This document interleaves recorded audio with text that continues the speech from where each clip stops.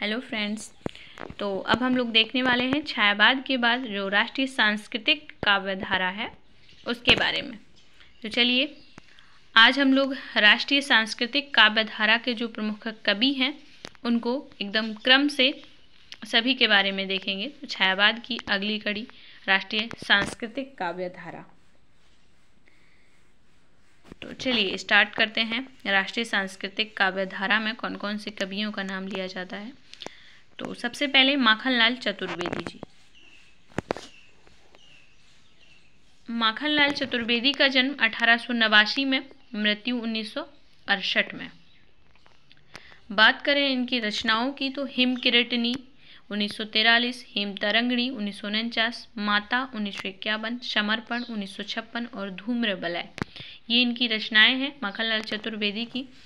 बात करें कविताओं की, कविता मरण त्योहार, बेणुल गूंजे धारा, युग चरण, मरण ज्वार, बिजुली काजल आंज रही, कैदी और कोकला और पुष्प की अभिलाषा, तो ये सारी ही कविताएं माखनलाल चतुर्वेदी जी की हैं। इसके बाद अगले कवि सियाराम शरण गुप्त हैं और सियाराम शरण गुप्त का जन्म 1895 में, मृत्यु 1963 में। ये अभी हम लोग पढ़े हैं ना द्विवेदी युग में मैथिली शरण गुप्त जी, उन्हीं के भाई हैं सियाराम शरण गुप्त। चलिए तो इनकी रचनाएं हम लोग देखते हैं।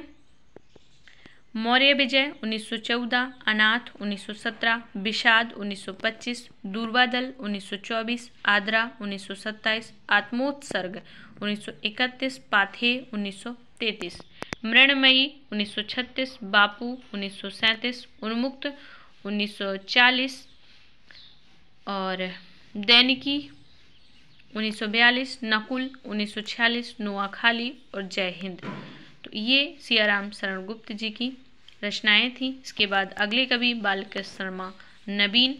तो बालकृष्ण शर्मा नवीन जी का जन्म 1897 में, मृत्यु 1960 में। रचनाएं इनकी हैं कुमकुम 1939, रश्मि रेखा, आपलक, क्वाशी, हम बिस्पाई जन्म के, बिनोवा स्तवन, उर्मिला। और बात करें कविताओं की तो सृजन की ललकारें, विषय इसका है मार्क्सवादी सोवियत संघ क्रांति से सहानुभूति तथा गांधीवादी अहिंसा का समर्थन हुआ है। ठीक है, तो कविता याद रखेंगे सृजन की ललकारें, बालकृष्ण शर्मा नवीन की। इसके बाद है सुभद्रा कुमारी चौहान। सुभद्रा कुमारी चौहान का जन्म 1905 में और 1948 में, मृत्यु। इनके जो काव्य हैं, ग्रंथ हैं त्रिधारा और मुकुल। त्रिधारा मुकुल उनका 1931 में है। इसके बाद है जगदीश प्रसाद मिलिंद और इनका जन्म 1907 में, मृत्यु 1986 में। रचना इनकी जीवन संगीत है 1940 में, नवयुवक के गान। इसके बाद महेंद्र चंद्र प्रकाश, इनकी रचना कांग्रेस शतक है। और चलिए बात करते हैं यही कुछ राष्ट्रीय सांस्कृतिक काव्यधारा के जो कवि हैं उनके बारे में। तो माखनलाल चतुर्वेदी जो हैं इनको एक भारतीय आत्मा के नाम से जाना जाता है। तो किसको ये उपाधि है, एक भारतीय आत्मा माखनलाल चतुर्वेदी। इन्होंने माखनलाल चतुर्वेदी जी ने प्रभा, प्रताप, करमवीर इन सभी पत्रिकाओं का संपादन किया है। माखनलाल चतुर्वेदी की प्रसिद्ध कविता कैदी और कोकला तथा पुष्प की अभिलाषा, ये दोनों ही बहुत प्रसिद्ध हैं, पुष्प की अभिलाषा और कैदी और कोकला। इनकी कविताओं का प्रमुख स्वर राष्ट्र प्रेम और आत्मोत्सर्ग था। इसके बाद हम लोग देखते थे आगे सियाराम शरण गुप्त, ये वही मैथिली शरण गुप्त जी के छोटे भाई हैं और इनकी पहली रचना इंदु पत्रिका में 1910 में प्रकाशित हुई थी। सियाराम शरण गुप्त जी की जो पहली रचना है वो इंदु पत्रिका में 1910 में प्रकाशित हुई थी। बालकृष्ण शर्मा नवीन, तो ये नवीन उपनाम से कविता लिखते थे, कौन, बालकृष्ण शर्मा जी। और इनका प्रथम काव्य संग्रह कुमकुम है। सुभद्रा कुमारी चौहान, इनका जन्म प्रयाग जिले के निहालपुर ग्राम में हुआ था और झांसी की रानी इनकी सर्वाधिक प्रसिद्ध कविता है सुभद्रा कुमारी चौहान जी की। और भी इनकी रचनाएं मिलती हैं, जलियांवाला बाग में बसंत, झंडे की इज्जत, स्वदेश के प्रति, ये सारी ही रचनाएं सुभद्रा कुमारी चौहान जी की हैं।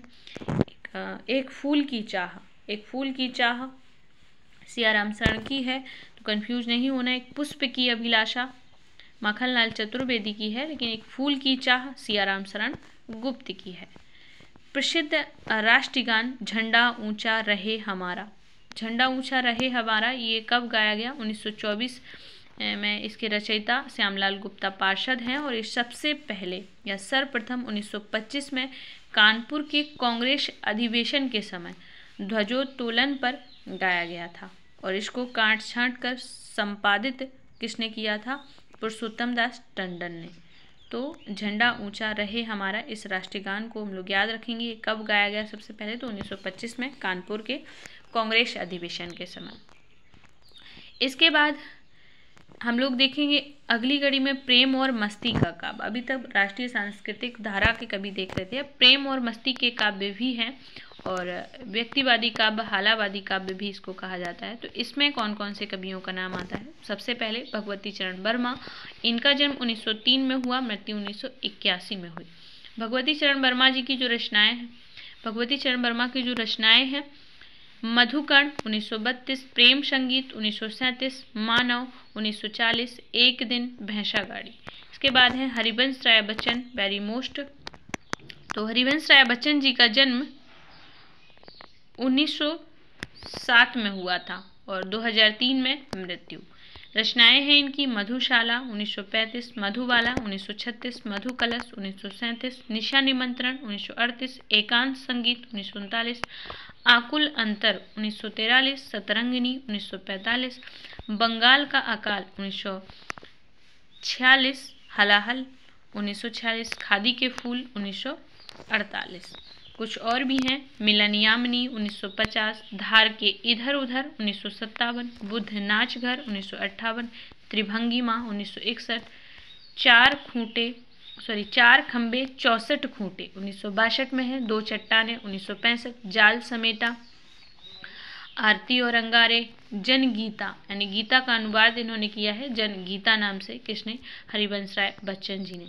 चलिए इसके बाद अगले कवि के बारे में देखते हैं, हरे कृष्ण प्रेमी। तो हरे कृष्ण प्रेमी जी का जन्म 1908 में हुआ है और इनकी जो रचनाएं हैं, अग्निगान, वंदना के बोल, आँखों में अनंत के पथ पर। तो ये हरे कृष्ण प्रेमी जी की रचनाएं थी। इसके बाद है नरेंद्र शर्मा और इनका जन्म 1913 में, मृत्यु 1991 में।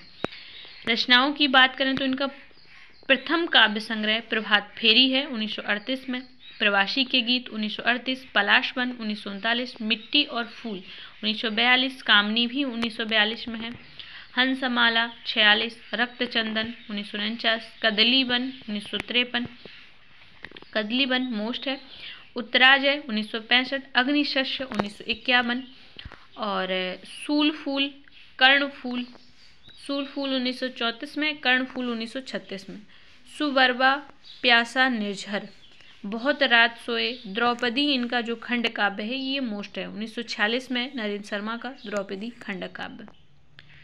ठीक है, तो इस जो इनका सूलफूल है इसमें जोशवादी विध्वंसक गीत हैं, किसमें? सूलफूल में। इसके बाद हम देखते हैं छायावाद के कुछ हास्य व्यंग्यकार। तो अभी ये छायावाद ही चल रहा था, ध्यान रखना, उसी में राष्ट्रीय सांस्कृतिक धारा के कुछ कवि थे, प्रेम और मस्ती के भी कवि थे और अब हम हास्य व्यंग्यकार भी देख रहे हैं छायावाद के। तो ईश्वरी प्रसाद शर्मा, इनकी रचना है चना चबेना 1924 में, ये हास्य व्यंग्यकार हैं।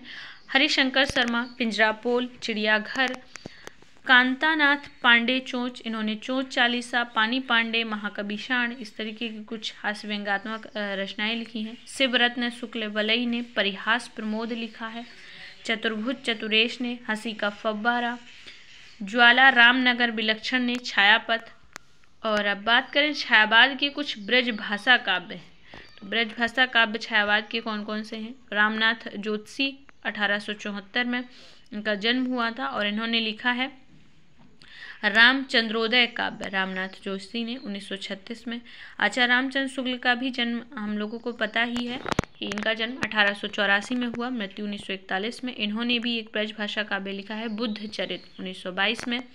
राय कृष्ण दास, इनका जन्म 1892 में, इन्होंने लिखा है ब्रज राज 1936 में। दुलारे लाल भार्गव ने दुलारे दोहाबली लिखा है। वियोगी हरि ने वीर सतसई लिखा है 1927 में और चरखा स्रोत भी इनकी रचना है। किशोरीदास वाजपेयी ने तरंगिणी, अनूप शर्मा ने फेर मिलबो 1938 में चंपू काव्य है फेरमिलवो अनूप शर्मा का। रामेश्वर करुण, इन्होंने करुण सतसई लिखी है। इसके बाद कुछ महत्वपूर्ण, आचार्य रामचंद्र शुक्ल ने एडवर्ड अर्नाल्ड के लाइट ऑफ एशिया, तो एडवर्ड अर्नाल्ड का जो ग्रंथ था लाइट ऑफ एशिया, उसका बुद्धि चरित शीर्षक से ब्रजभाषा में अनुवाद किया है आचार्य रामचंद्र शुक्ल ने। तो एक पंक्ति मिलती है भगवती चरण वर्मा जी की, तो कभी कभी पूछी जाती है एग्जाम में, बड़ी अच्छी पंक्ति है। कहते हैं कि हम दीवानों की क्या हस्ती है आज यहाँ कल वहाँ चले, मस्ती का आलम साथ चला हम धूल उड़ाते जहाँ चले। हम दीवानों की क्या हस्ती है आज यहाँ कल वहाँ चले। इसके बाद अंतिम में हम इन सभी का विविध देख लेते हैं। विविध में कुछ मोस्ट है, जैसे जो छायावादी कवि हम लोग सब पढ़े हैं उनके यहाँ पे एक साथ दर्शन दे रखे हैं, जो कि हमारे एग्जाम की दृष्टि से महत्वपूर्ण है और हमें याद करने में आसानी होगी। छायावादी कवि निम्नलिखित दर्शन से प्रभावित थे। तो जयशंकर प्रसाद जो हैं वो शैव दर्शन से प्रभावित थे, निराला अद्वैत दर्शन से, सुमित्रानंदन पंत अरविंद दर्शन से, तो महादेवी वर्मा बौद्ध दर्शन से। तो इनका दुखवाद है और जयशंकर प्रसाद आनंदवाद की स्थापना करना चाहते थे। इसके बाद हम लोग निराला की प्रगतिवादी चेतना से प्रभावित कुछ इनकी रचनाएं जो देख लेते हैं। प्रगतिवादी चेतना से प्रभावित हैं ये कुकुरमुत्ता, गरम पकौड़ी, मास्को डायलॉग्स, नए पत्ते, खजोहरा, रानी और कानी। जो हम लोग हालावाद पढ़े हैं या हाला शब्द का प्रयोग कैसे हुआ, तो हाला शब्द का बच्चन ने व्यवस्था विरोध के प्रतीक के रूप में प्रयोग किया था। ठीक है, तो व्यवस्था विरोध के प्रतीक के रूप में इन्होंने हाला शब्द का प्रयोग किया था। किसने? हरिवंश राय बच्चन जी ने। प्राण अर्पण नाम से गणेश शंकर विद्यार्थी के बलिदान पर बालकृष्ण शर्मा नवीन ने एक खंड काव्य की रचना की है। तो प्राण अर्पण किसका है? बालकृष्ण शर्मा नवीन का है। और इसमें क्या है इसका विषय? तो गणेश शंकर विद्यार्थी के बलिदान की कथा है और यही खंड काव्य है। बात कर लेते हैं मिट्टी और फूल। मिट्टी और फूल के संबंध में रामविलास शर्मा कहते हैं कि अनामिका और तार सप्तक के बीच की अवधि में प्रकाशित दो महत्वपूर्ण कृतियों में से काव्य विकास की दृष्टि से मिट्टी और फूल को एक महत्वपूर्ण कृति मानते हैं। कौन? रामविलास शर्मा जी। नरेंद्र यानी नरेंद्र जो हैं, जिनका हम लोगों ने एक ग्रंथ पढ़ा है, तो नरेंद्र ने लोकगीतों का स्वर साधने में सबसे ज़्यादा सफलता प्राप्त की है। अभी हम लोग नरेंद्र शर्मा के जो ग्रंथ पढ़े थे उन्हीं की बात कर रहे हैं। इन्हीं का था ना मिट्टी और फूल। इसके बाद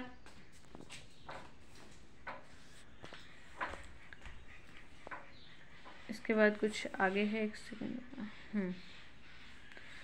तो रामेश्वर शुक्ल अंचल को भोगवादी कवि कहा जाता है क्योंकि इन्होंने स्वानुभूति परक मांसल शरीरी प्रेम को अपनी कविता का वर्ण विषय बनाया है।